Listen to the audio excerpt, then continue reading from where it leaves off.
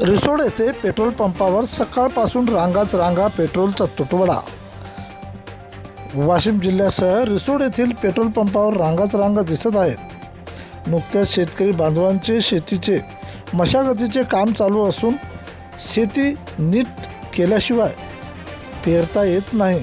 त्यासाठी ट्रॅक्टरला लागते व त्याला चालण्यासाठी डिझेल पेट्रोल लागते। ह्याच टाईमला ती मिळत नाही म्हणजे शेतीची कामे थांबली।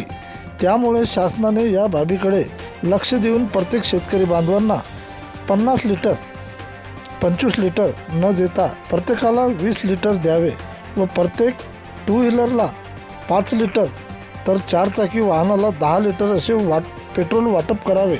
परंतु कोणालाही कॅन बॉटलमध्ये देऊ नये।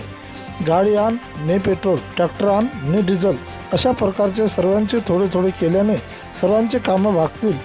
तसेच शेतकरी बांधवांना त्यांचे कामापुरते जरी डिझेल पेट्रोल मिळाले तर शेतीचे कामं होतील। या बाबीकडे पेट्रोलियम विभागाने त्वरित दखल घेऊन जिल्ह्यातील प्रत्येक पेट्रोल पंपावर सुरळीत पेट्रोल वाटपाचे करावे अशी नागरिकांच्या वतीने मागणी होत आहे। प्रतिनिधी किसन काळे।